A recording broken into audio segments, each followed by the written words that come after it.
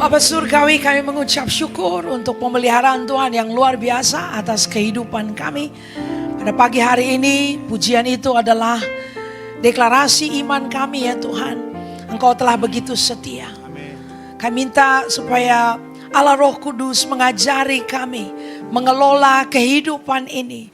Sehingga kasih karunia Tuhan yang memampukan kami itu membuat kami bisa menjadi saluran berkat Tuhan. Pada pagi hari ini kami membuka diri, menyambut kebenaran firman-Mu ya Tuhan. Kami mohon Allah Roh Kudus mengajari kami, menangani kami, sehingga kami jadi orang-orang yang bijak. Berkati kami yang mendengar maupun hamba-Mu yang memberitakan kebenaran firman ini. Tuhan, baik bagi kami yang ada di dalam ruangan ini maupun banyak saudara-saudara kami yang menyaksikan siaran live streaming ini dimanapun mereka berada. Terima kasih ya Bapa. Dalam nama Tuhan Yesus kami ucap syukur dan berdoa. Amin. Amin. Haleluya. Silakan duduk Bapak Ibu Saudara sekalian. Shalom semuanya.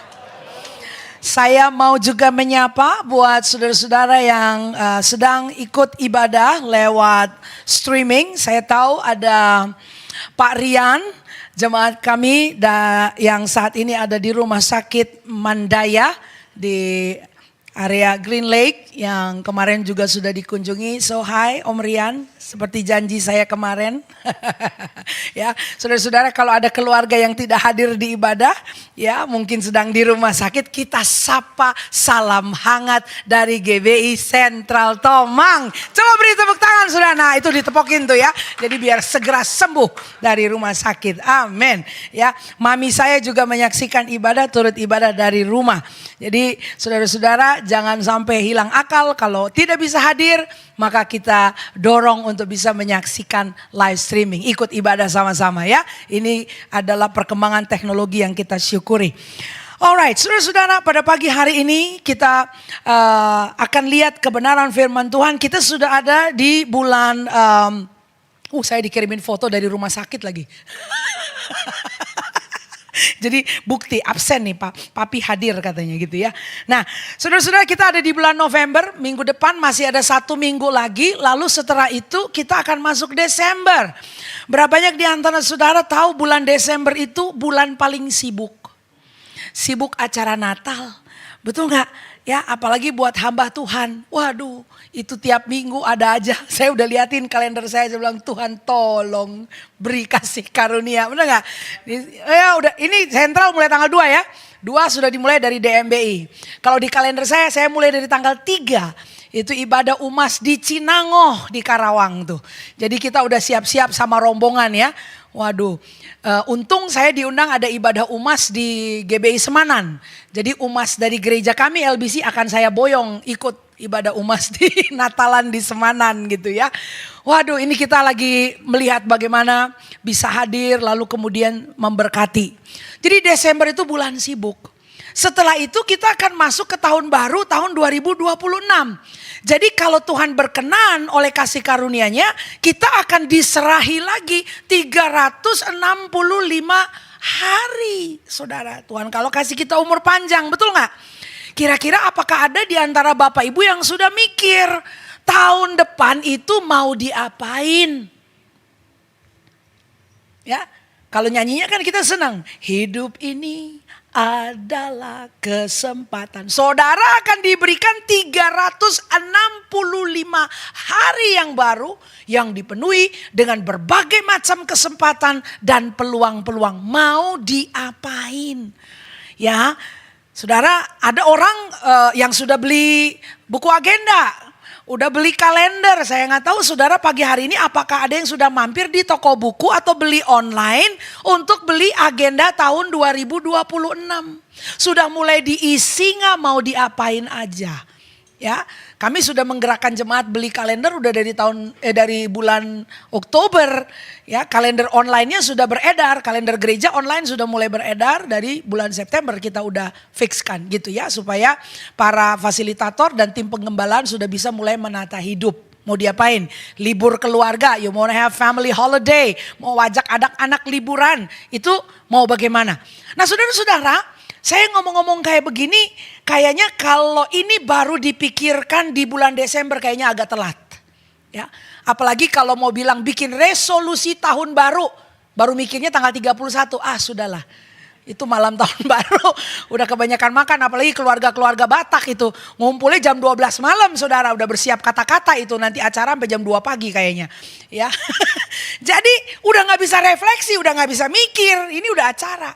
Saudara, ada baiknya mikir yang kayak gitu di bulan November. Nah coba lebih lega gitu loh. Jadi kita slowing downnya lebih enak. Nah itu yang saya akan ajak buat saudara-saudara sekalian pada pagi hari ini. Nah kita akan simak ya. Judulnya adalah Looking Back. Menoleh ke belakang atau kilas balik ke belakang. And moving forward. Dan melangkah maju ke depan. Firman Tuhan berkata supaya kemajuanmu nyata bisa dilihat orang. Jadi kita ikut Yesus itu tiap tahun harusnya ada kemajuan. Betul gak saudara? Gak bisa kayak jalan di tempat aja. Nah ini berarti membutuhkan suatu pengelolaan yang strategis. Refleksi tahun 2025 untuk perencanaan tahun 2026. Mari kita simak baik-baik. Saudara, kita akan lihat kebenaran firman Tuhan saudara. Saya berikan catatan mula-mula seperti ini. Tuhan telah mempercayakan kita dengan peran-peran unik di rumah, di gereja, tempat kerja, dan komunitas. Katakan unik. Menjadi begitu unik karena memang Anda tidak tergantikan. Betul gak? Peran kita di rumah, Anda sebagai papa, sebagai mama, itu ya gak bisa diganti. Ya gak ada papa kedua, papa ketiga, papa keempat. Betul gak? Anda berperan di keluarga sebagai anak. Ya sudah, cuma Anda gak bisa digantiin. Benar gak saudara ya? Jadi ada peran-peran yang unik. Kehadiran kita di tengah keluarga, di lingkungan, di masyarakat. Itu adalah kehadiran yang unik. Kenapa unik? Karena kita unik. Belum pernah ada orang seperti kita dan tidak akan ada lagi orang seperti kita. Kita hanya hadir satu kali dalam rentang panjang sejarah umat manusia. Kehadiran kita untuk saat seperti ini adalah kehadiran yang unik. Peran kita di tengah masyarakat dan lingkungan, karena itu menjadi peran juga yang unik.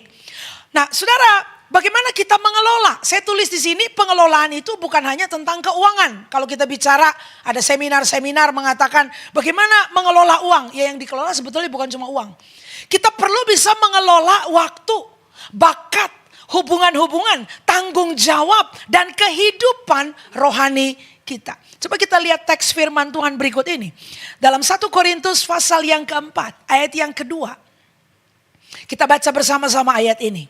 Yang akhirnya dituntut dari pelayan-pelayan yang demikian ialah bahwa mereka ternyata dapat dipercayai.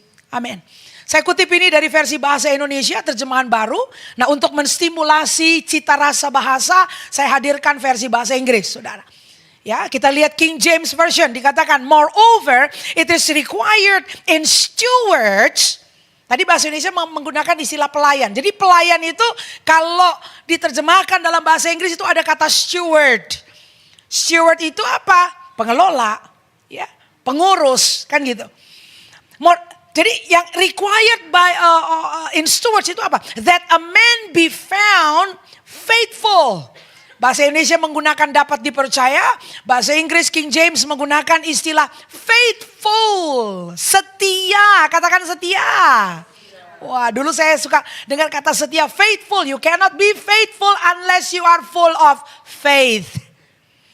Gimana mau setia? Setia itu butuh iman saudara. Kenapa butuh iman? Karena kalau cuma mau lihat keadaan kita bisa gak setia. Makanya mau jadi orang setia, kita butuh iman. Kita butuh mengandalkan Tuhan untuk kita bisa setia. Dalam terjemahan yang lain dari bahasa Inggris, versi God's Word, dikatakan managers. Ada istilah lain lagi, ini kasanah yang semakin luas ya. Jadi pelayan juga adalah steward, juga adalah manager. Manager bahkan sudah diserap ke dalam bahasa Indonesia. Ya, kita kenal istilah manager. Udah tahu dong kalau manager kerjaannya ngapain? Nah, udah tuh. Bahasa Inggris ini menggunakan istilah manager. Managers are required to be trustworthy. Jadi sebagai pelayan-pelayan, ternyata dia juga adalah manager istilahnya. Di mata Tuhan itu manager. Dituntut mereka itu harus trustworthy. Bisa dipercaya. Jadi bisa dipercaya juga adalah setia. Full of faith. Nah, saudara, kita akan kelola pemahaman ini. Coba kita lihat ayat lain dalam konteks pengelolaan. Lukas pasal 16 ayat yang ke-10. Mari kita baca bersama-sama. Barang siapa setia dalam perkara-perkara kecil, dia setia juga dalam perkara-perkara besar. Dan barang siapa tidak benar dalam perkara-perkara kecil, dia tidak benar juga dalam perkara-perkara besar. Dari satu ayat ini coba kita lihat kontrasnya. Kata setia itu dikontraskan dengan apa? Tidak benar. Kalau perkara kecil, kontrasnya apa? Perkara besar. Nah itu kita bisa paham ya, kecil sama besar memang kontrasnya seperti itu. Tapi yang menarik, saya bikin warna merah itu. Kok setia diperhadapkan dengan tidak benar? Mestinya setia sama tidak setia dong. Itu baru tuh kontras, betul ya? Setia sama nggak setia. Nah ini yang akan kita ulik. Tapi coba kita lihat versi bahasa Inggrisnya. He that is faithful. Again kata faithful muncul ya. Karena faithful itu setia kan. In that which is least is faithful also in much. And he that is, oh ini dia, unjust. Tadi bahasa Indonesia menggunakan tidak benar. Oke, bahasa Inggrisnya unjust. Just itu benar, bisa diterjemahkan benar. Tapi dari kata just muncul kata justice. Berarti just juga adalah adil. Berarti unjust itu bisa berarti tidak benar atau tidak adil. Ada konsep keadilan, ada konsep kebenaran yang kemudian dilanggar di situ menjadi tidak benar atau tidak adil. Wow, ini menjadi kontras dari kata setia. He that is unjust in the least is unjust also in much. Dalam terjemahan lain, God's word dikatakan, whoever can be trusted. Muncul lagi kata trust. Trusted. Orang yang bisa dipercaya. Jadi setia itu konsisten ya. Bisa dipercaya dia. Whoever can be trusted with very little can also be trusted with a lot. Whoever is dishonest. Nah ini muncul khasana bahasa lagi. Jadi tidak benar atau tidak adil itu sama juga dengan tidak jujur. Dishonest. Wow, menarik ya. Bahwa si setia yang ada di sini kontrasnya adalah tidak benar, tidak adil, tidak jujur. Nah, lalu kita masukkan ini di dalam pemahaman perkara-perkara kecil, perkara-perkara besar. Alkitab menunjukkan kepada kita di sini suatu rahasia promosi, suatu rahasia ekspansi, suatu rahasia influence yang bertambah. Karena ada perkara kecil kemudian jadi perkara besar. Berapa banyak di antara saudara yang merencanakan, ya nantilah kalau ngomong merencanakan ya, orang Indonesia agak susah ngomong merencanakan, merindukan. Kita demennya kata rindu kan? Aku rindu, atau bukan rindu, aku kepingin. Nah, karena merencanakan tuh beda sama kepingin, saudara. Banyak orang kepingin belum tentu merencanakan. Ya ampun Gusti. Paling banter mendoakan. Banyak orang mendoakan juga tidak merencanakan. Jadi kayak si punuk merindukan bulan gitu loh. Aku kayaknya kepingin deh. Ih kepingin aja terus. Gih deh kepingin. Banyak orang suka kepingin. Jadi kita jangan ngomong merencanakan ya, itu kayaknya udah skalanya entar dulu dah. Saudara mesti membumi dulu sekarang nih. Nah udah pertanyaan sederhana. Berapa banyak di antara saudara kepingin tahun depan pengaruhnya bertambah. Tahun depan omsetnya naik. Tahun depan ada promosi. Yang kepingin angkat tangan lah, jujur lah. Ayo mumpung nih kamera-kamera lagi siap. Malaikat udah siap pakai foto. Yang mau mana yang mau.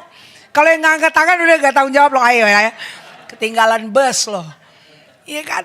Kita orang kepingin peningkatan. Betul ya? Dan firman Tuhan oke. Saudara mau kayak begitu oke. The Lord is not against your desire for increase. Amen church. Tuhan tidak menentang, beroposisi dengan keinginan kita untuk naik level, naik jabatan, untuk keinginan kita bertambah pengaruh, keinginan kita buat ekspansi, tidak ada. Kalau nggak ditulis nih ayat, saudara. Tuhan mau, Tuhan berkenan, Tuhan ingin juga memberikan pertambahan. Tapi dia berikan syaratnya, rahasianya di sini. Dia bilang, kalau kau setia dengan perkara kecil. Waduh. Jadi rahasia promosi buat dapat besar adalah kalau jujur, kalau adil, kalau benar, atau kalau setia dengan perkara. Nah sekarang saya ngomong terus terang, saudara, siapa orang mau mikirin perkara kecil zaman begini? Benar gak? Orang ada kembalian receh aja, recehnya kita gak tahu taruh di mana. Ada saudara dititipin suruh belanja, lo tolong deh belanja ya, nih dikasih cash. Lalu ada kembaliannya, dibalikin gak? Wah, yang jujur ini mau balikin, tapi ya segitu aja. Nah, tuh. Karena perkara kecil itu bagi dunia adalah perkara remeh-temeh. Yang gak banyak lagi orang gubris. Perkara kecil yang gak dilihat orang juga. Tapi tahukah saudara bahwa Tuhan kita memperhatikan perkara yang kecil-kecil itu. Yang sering kali dilewatkan oleh orang. Yang sering kali gak digubris oleh orang. Dan itulah arus dunia pada saat ini. Kita tidak memperdulikan perkara yang kecil. Tapi justru di mata Tuhan, kalau kita mau dipromosikan dengan tanggung jawab lebih besar, kita harus terbukti setia mengelola yang kecil. Bapak Ibu tahu ada tertulis catatan dalam kitab Mazmur mengenai Tuhan, dikatakan bahwa aku menemukan Daud di padang penggembalaan. Lalu kemudian dia dipromosi menggembalakan umatku Israel. Memang Alkitab menggunakan terminologi menggembalakan, tapi menggembalakan itu dari sudut pandang Tuhan. Di mata dunia, apa istilah penggembalaan itu? Menjadi raja, dia diangkat menjadi raja atas Israel. Tuhan menemukan dia di mana? Waktu dia menggembalakan kambing domba ayahnya. Saudara, saya tanya kambing dombanya berapa banyak? Nih, biar jelas nih kita catatan Alkitab. Dikatakan 23, bukan 23. 23 kambing domba. Nah itu entah gak dibilang yang 2 itu 2 kambing 3 domba atau 2 domba 3 kambing. Pokoknya angkanya 23. Lalu dia terbukti setia di sana karena waktu Daud menghadap Raja Saul, sementara orang Israel sedang diancam oleh Goliat yang besar itu, Daud berkata bahwa kalau ada beruang, kalau ada singa ingin menerkam kambing domba ayahnya, Daud pasang badan di hadapan binatang-binatang buas itu. Ya ampun, yang dibela berapa ekor? Kambing domba. Dia pasang badan buat kambing domba. Siapa orang yang mau lihat kalau kambing dombanya 2.300? Mungkin kamu punya reputasi di kampung itu karena bapak mau punya kambing domba 2.300. Tapi kan ini 23 aja enggak saudara. 23 ekor. Dikira Daud belajar memuji menyembah Tuhan di mana? Di hadapan konser? Di hadapan lampu ketak-ketik saudara? Enggak. Dia belajar dengan kecapinya itu di hadapan kambing domba ayahnya yang cuma 2-3 ekor itu. Di situ dia konser. Audiens tunggal adalah Tuhan semesta alam dan kambing domba yang cuma 2-3 ekor itu. Jadi kita lihat lika-liku dia di padang penggembalaan itu. Kemudian dicatat oleh kitab Mazmur. Firman Tuhan berkata, aku menemukan. Haleluya. Tuhan bisa menemukan saudara di warungmu yang kecil. Tuhan bisa menemukan saudara di rumahmu yang ada di lingkungan padat penduduk. Dalam kesetiaanmu mengelola berkat Tuhan. Tuhan bisa temukan saudara di sana. Tuhan bisa temukan saudara di sekolah negeri yang gak tahu di ujung-ujung mana itu loh. Tuhan bisa temukan kita di tempat-tempat yang gak dilihat orang pada saat kita menangani kepercayaan yang kecil. Dan dari situ Tuhan berkata, aku menemukan. Haleluya. Jadi ini, dan Tuhan belum pernah ganti modus operandi. Sampai hari ini modus operandinya masih sama. Itu artinya jalur promosi, jalur ekspansi di dalam Tuhan masih terbuka sampai sekarang. Bapak Ibu, kita bisa memandang tahun dan mulai berancang-ancang bagaimana kita akan melihat kemajuan-kemajuan yang nyata dalam hidup kita di tahun depan. Bergantung dari evaluasi pengelolaan kita saat ini. Jadi sudah jelas saudara jalur promosi. Berapa banyak saya tanya lagi yang mau dipromosi Tuhan tahun depan. Oh glory. Amin, amin, amin, amin. Kita rindu ya melihat komsel-komsel itu bermultiplikasi. Benar gak? Nah ini saya mesti ngomong Bu Meli nih. Bermultiplikasi. Jadi ada rumah baru dibuka, rumah baru dibuka, rumah baru dibuka. Betul gak? Itu namanya ekspansi tuh. Halo. Yeay. Nah kita mau lihat bagaimana cara jalur promosi itu saudara. Nah ini kita coba ulik ya. Coba slide berikut. Kata setia itu menjadi penting sekali. Kata setia dalam bahasa Grekanya pistos. Saya berikan catatan pembelajaran ini.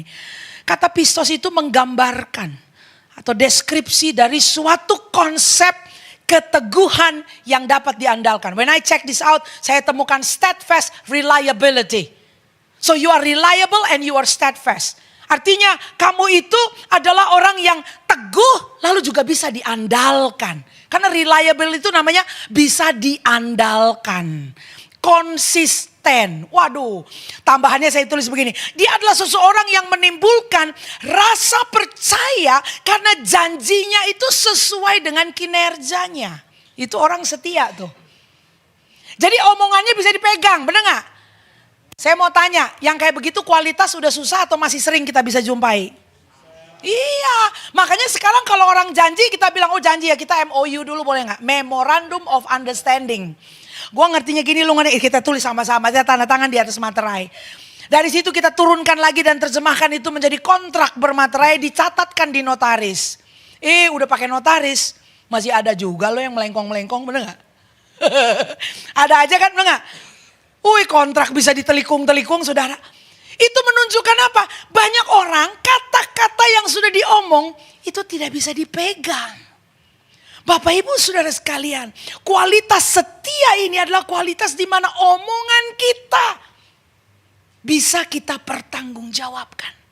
Gak heran ya. Makanya Alkitab bilang orang kalau setia model begini sama perkara kecil. Waduh Tuhan kasih promosi loh. Saudara you will be the talk of the town. Saudara akan dirujuk oleh banyak orang. Akan ada orang bilang, oh mau kerja gitu ya, ini sama si ini aja nih. Kenapa? Dia kalau ngomong benar sesuai itu kualitasnya. Bahkan kita gak perlu tebar kartu nama. Sekarang orang gak tebar kartu nama kan. Kalau kita jabat tangan ada Instagramnya gak? Kan gitu. Udah gak pakai kartu nama. Zaman dulu orang shake hand, this is my business card. Saudara bahkan gak perlu tebar business card. Saudara gak usah pansos, panjat sosial saudara. Gak usah beli follower bahkan. Kenapa? Your name speak of a reputation. Saudara orang yang bisa diandalkan. Saudara orang yang teguh dan konsisten dengan apa yang sudah Anda janjikan. When you say something, you deliver. Nah ini ternyata menjadi rahasia promosi. Kalau setia model begini, Tuhan bilang, wah dia bisa dikasih perkara lebih besar tahun depan. Oh glory. Nah sekarang kata tidak benar coba kita lihat. Kata tidak benar ini dalam teks tadi ya di bahasa Grekanya adalah adikos. Adikos ini adalah tidak benar atau juga tidak adil. Ini adalah suatu bentuk pelanggaran keadilan ilahi. Yaitu melanggar suatu standar. Yaitu standarnya Allah ya. Sehingga dinyatakan bersalah di pengadilan Allah. Wah kok kita jadi kayaknya membahas adikos ini seperti suatu legal terminologi ya. Karena ada pelanggaran yang kemudian bisa ada dinyatakan bersalah, dijatuhi hukum kan begitu. Kenapa bisa begitu? Karena saudara waktu kita bicara tadi manager, pengelola atau pelayan, namanya juga pengelola, berarti apa yang ada di tangannya bukan miliknya sendiri, betul gak saudara? Itu milik orang. Waduh saya jadi ingat tanda tangan kontrak sewa rumah saudara. Berapa banyak saudara tahu itu kontrak sewa rumah, kontrak sewa apartemen. Ada klausa yang mengatakan tidak boleh ngapa-ngapain di unit itu kecuali persetujuan pemilik. Wah kita gak boleh maku-maku sembarangan. Apalagi ngubah tembok yang kita dedel ini kayaknya dapurnya kecil ya. Aku nih seneng masak aku nih loh. Ntar lagi mau bikin catering. Lalu itu tembok dapur, ada rumah kontrakan, kita hancurin, kita bobok. Kita bikin lagi ke belakang gitu loh. Yang punya rumah kaget saudara. Boleh gak kita ngededel begitu? Gak boleh, semua orang juga tahu. Kenapa? Bukan punya kita. Itu ada yang punya, kita sedang sewa, pinjam pakai di situ. Tahukah saudara, hidup ini pun dipinjamkan kepada kita. Makanya begitu nanti kita masuk di ruang terakhir itu, yang di dalam peti. Gak bisa dibawa kan macam-macam kan saudara ya. Gak boleh bawa macam-macam toh. Gak bisa, saudara mau bawa apa di situ? Gak bisa. Makanya semua yang ada kita pinjam pakai nih. Semuanya. Saudara, ada yang punya itu. Dan sama seperti kontrak-kontrak sewa tadi, ada ketentuannya bagaimana seharusnya dikelola. Makanya waktu kita tidak adil atau tidak benar dalam fungsi pengelolaannya, itu artinya kita sedang melakukan pelanggaran. Oh, saudara-saudara, bisa paham sampai di sini? Ya, jadi ini bukan sesuatu yang kita bisa anggap remeh. Oh, gitu ya. Nanti deh saya kalau dapat rumah besar, nanti deh saya kalau gajinya udah lebih besar, atau nanti deh seakan-akan yang ada di tangan ini ya ntar aja, ini mah nggak usah dilihat. No, kita bahkan harus sudah mulai teliti dari sekarang. Oke, sampai di sini paham ya? Nah, sekarang mari ikuti saya, kita akan bersama-sama melakukan kilas balik ke Januari 2025. Awal tahun kemarin itu ya sampai dengan November ini. Perhatikan baik-baik. What 2025 taught us about stewardship? Kita perhatikan. Yang pertama di area spiritual stewardship. Tadi stewardship itu adalah pengelolaan atau manajerial kita, kepengurusan kita. Nah, sekarang area pertama yang kita akan tilik di tahun ini, sepanjang tahun ini adalah area kerohanian. Bapak Ibu sekalian, di area kerohanian saya tulis catatan sederhana, saudara bisa kembangkan ya. Apakah kita telah setia memupuk kebiasaan bersekutu dengan firman Tuhan? Kemarin dalam persekutuan ibadah kami saya jelaskan, Bapak Ibu ada rahasia sukses diberikan di dalam kitab Yosua pasal pertama ayat yang ke-8. Dikatakan di sana, janganlah kamu lupa memperkatakan kitab Taurat itu, tapi renungkanlah itu siang dan malam supaya engkau bertindak hati-hati seperti yang tertulis di dalamnya. Dengan demikian perjalananmu akan berhasil dan beruntung. Haleluya. Saudara, saya lagi mengutip Yosua 1 ayat 8. Saudara, sementara tadi saya kutip, saudara ada dengar kata membaca gak? Ada dengar kata membaca gak? Gak ada ya? Janganlah kau lupa memperkatakan kitab Taurat ini, tapi renungkanlah itu siang dan malam supaya engkau bertindak hati-hati. Ada kata baca gak? Bapak Ibu, Yosua 1 ayat 8 bahkan tidak ngomong suruh baca. Itu langsung startnya adalah memperkatakan kitab Taurat. Bukan membaca kitab Taurat, memperkatakan. Lalu di atas memperkatakan, kita diminta apa? Merenungkan siang dan malam. Lalu di atas merenungkan, dikatakan apa? Supaya kau bertindak. Berarti menjadi pelaku, tak? Bertindak hati-hati seperti segala yang tertulis di dalamnya. Betul ya? Nah, ini 3 disiplin ini dikatakan kamu akan membuat perjalananmu berhasil dan beruntung. Kita demen tuh dengar berhasil dan beruntung. Aduh senang sekali. Berhasil dan beruntung. Iya mundur dong. Dari berhasil beruntung tuh dapetnya dari mana? Bertindak hati-hati. Jadi gak ugal-ugalan toh. Gak sembrono. Bertindak hati-hati karena apa? Karena kamu merenungkan. Berarti pikirannya dikonstruksi sesuai dengan firman Tuhan. Betul kan? Tapi merenungkan itu terjadi karena kamu memperkatakan. Waduh, membacanya di mana Pak Ifri? Di bawahnya lagi tuh, yang gak tertulis itu. Karena orang tidak bisa memperkatakan firman Tuhan dengan leluasa kalau dia tidak baca. Wow. Coba kita ingat-ingat, dari bulan Januari sampai dengan November ini, apakah kita telah setia membaca firman Tuhan? Jadi ini kita bisa kelola.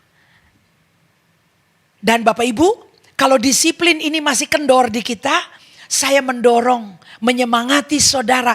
Ayo kita perbaiki tahun depan supaya bisa Tuhan promosi. Kita komit untuk membaca firman Tuhan. Dari situ kita bisa perkatakan, dari situ kita bisa mulai merenungkan, dari situ kita akan bertindak hati-hati. Jadi saudara lihat pengelolaan kita untuk firman Tuhan, doa, penyembahan, kekudusan, kita bisa periksa. Apakah tahun ini kita mengalami pertumbuhan rohani? Apa kita semakin berapi-api? Atau kita telah menjadi orang Kristen yang stagnan? Atau mungkin kita butuh KKR. Saudara tahu KKR? Zaman saya dulu bertobat ada banyak KKR. Dan orang pikir KKR itu mesti di lapangan. Enggak, kadang-kadang kita perlu KKR di kamar tidur kita. Di ruang tamu kita. Kita mungkin butuh KKR di meja makan kita. Tuhan bakar saya lagi. Saya perlu revival ya Tuhan. Dalam hidup saya. Saya butuh roh saya kembali menyala-nyala. Saya mau tanya berapanya di antara saudara butuh revival. Kita perlu mengalami api yang segar dari Tuhan tiap-tiap hari. Oh ini saudara silakan Anda kelola. Yang kedua, stewardship of time. Pengelolaan waktu, saudara. Bagaimana cara penggunaan waktu-waktu kita di sepanjang tahun 2025 ini? Apakah kita orang yang over committed? Ya, ngomong iya ke banyak orang, udah gitu dari iya banyak, yang bisa ditepati cuman beberapa gitu. Keburu, oh iya, lu udah segini ya, iya, oh iya. Udah gitu, sorry ya aku gak bisa datang. Sorry ya aku kayaknya yang itu enggak deh. Loh tapi udah iya katanya mau ikut. Kenapa? Keburu terlalu cepat ngomong iya. Nah ini orang over committed, agendanya terlalu penuh. Kalau di sekarang orang bilang gak ada margin lagi tuh, udah gak ada white space. Sebagai hamba Tuhan saya harus menata kalender saya supaya ada waktu bernafas. Maksudnya ada bernafas ya Pak Evelyn? Iya. Hari ini saya akan melayani 4 kali loh saudara. Kelar ini saya mesti cepet-cepet ke Karawaci. Sampai malam tuh di sana.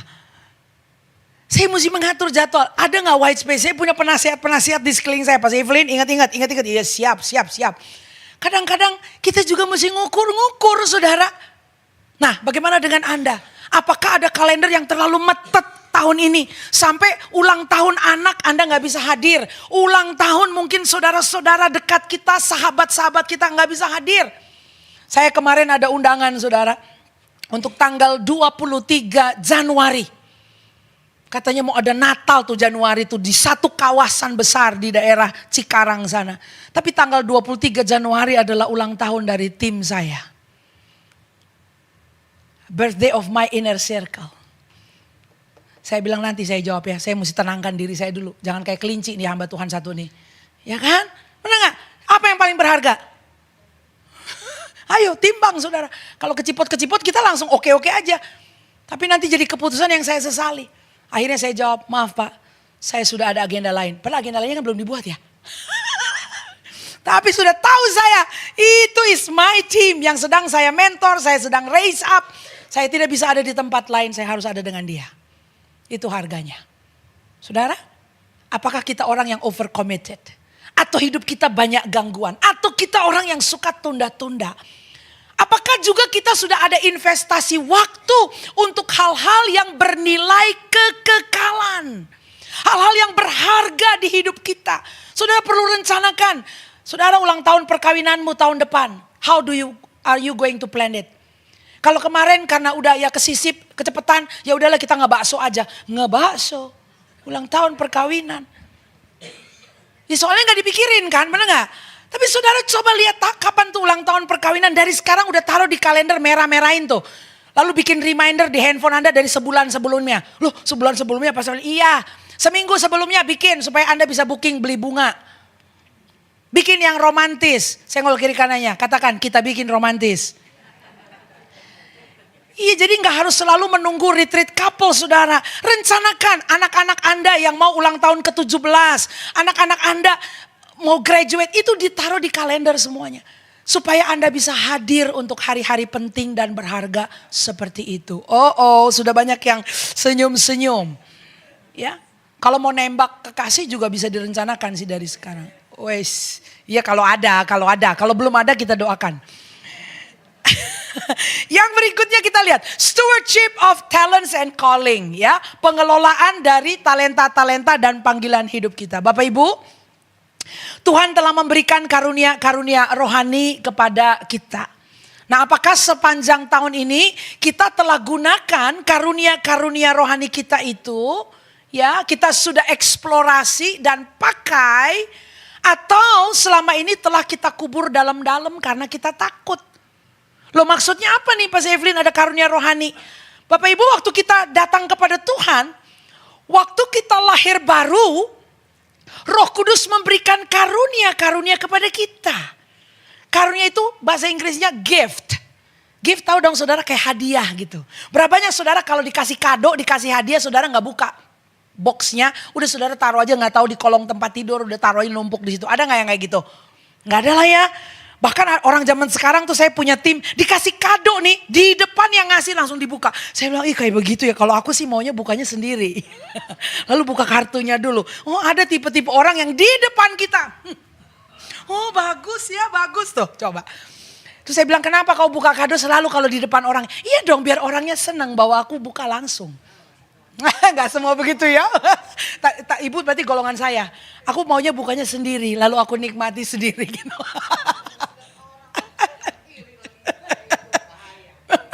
Saudara, Roh Kudus akan bersuka cita kalau Anda langsung buka karuniamu.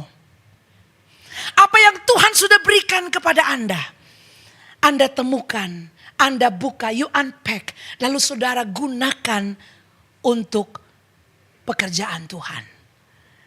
Jadi artinya perlu tahu juga gak karunia yang Tuhan berikan kepada kita apa? Silakan, kalau ada yang belum tahu, ini mungkin menjadi PR yang bisa Anda eksplorasi tahun ini sebelum tutup tahun. Ada tes karunia. Akan ada indikator-indikatornya.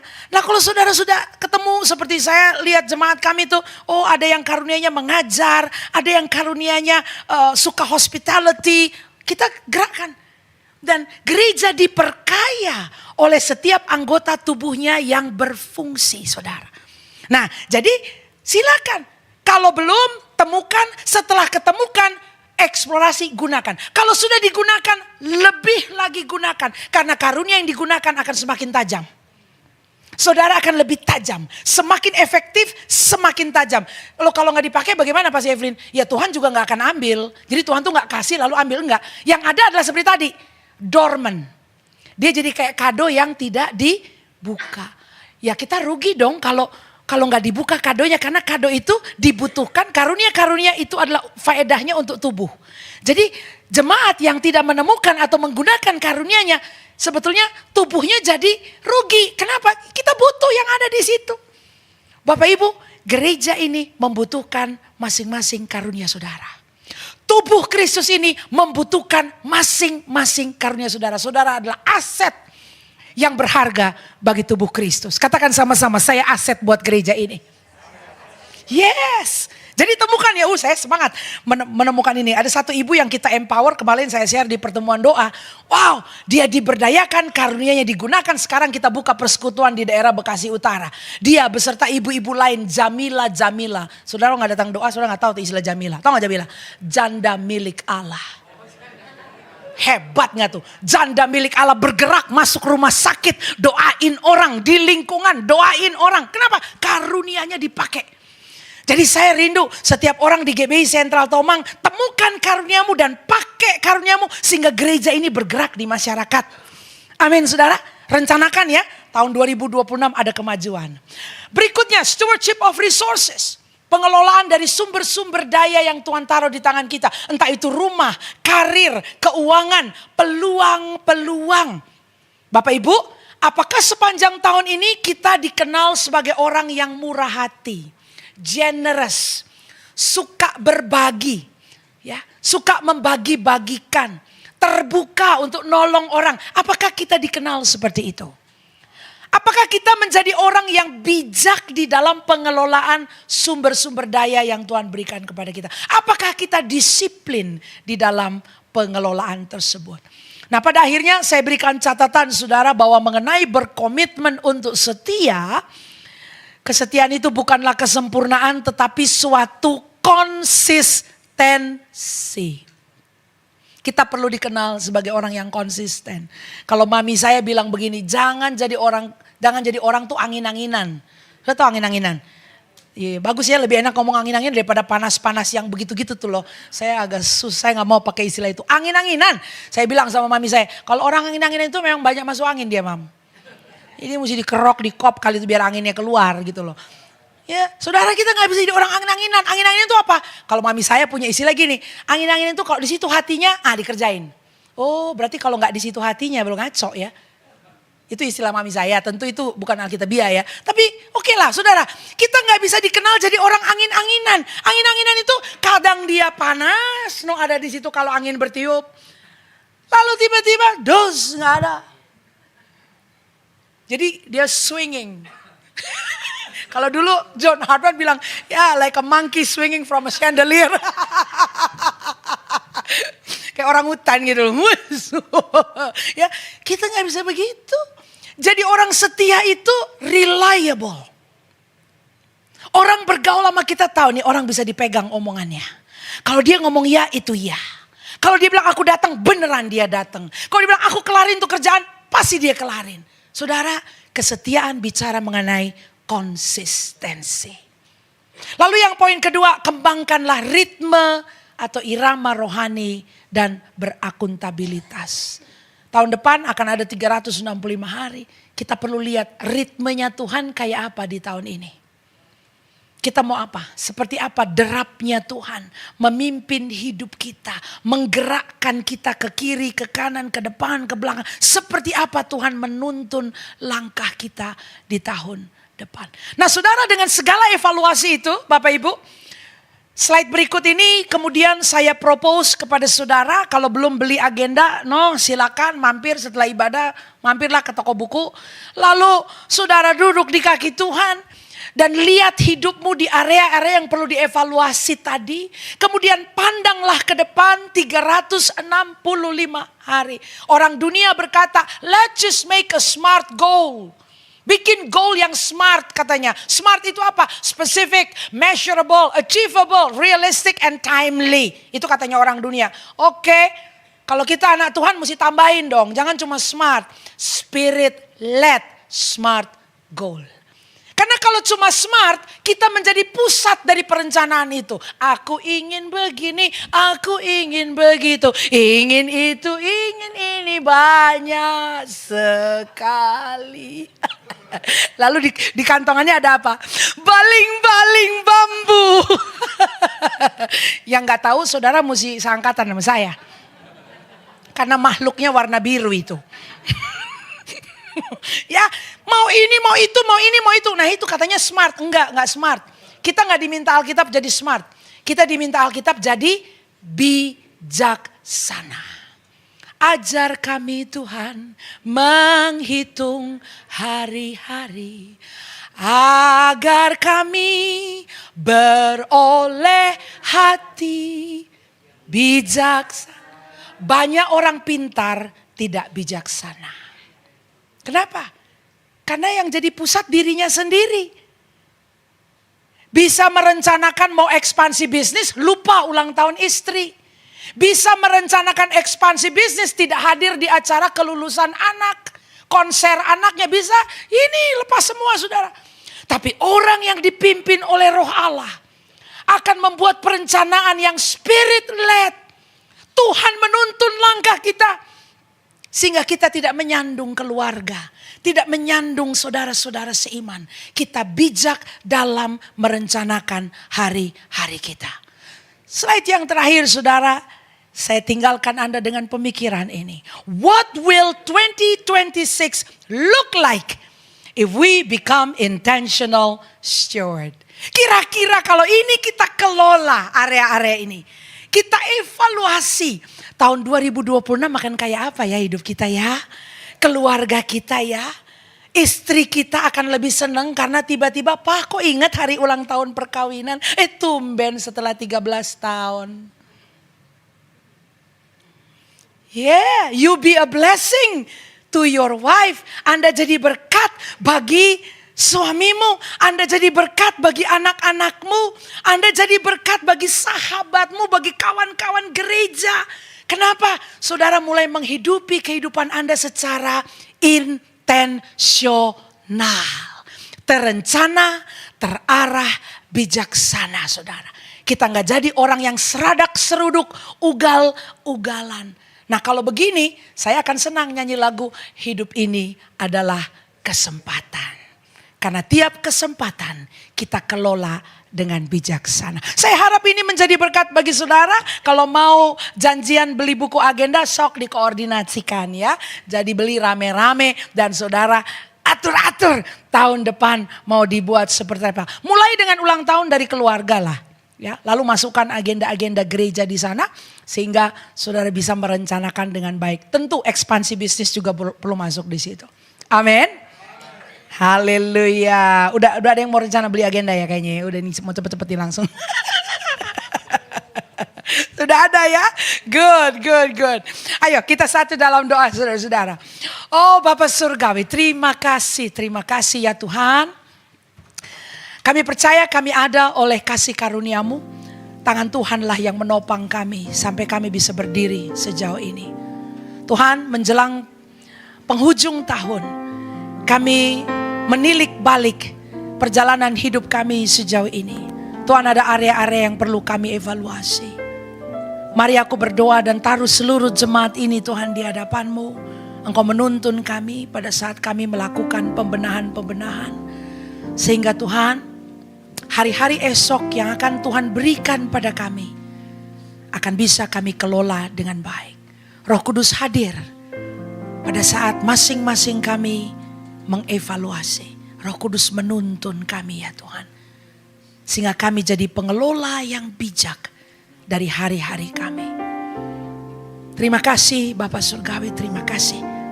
Dalam nama Tuhan Yesus, hamba mengucap syukur dan berdoa Tuhan. Amin.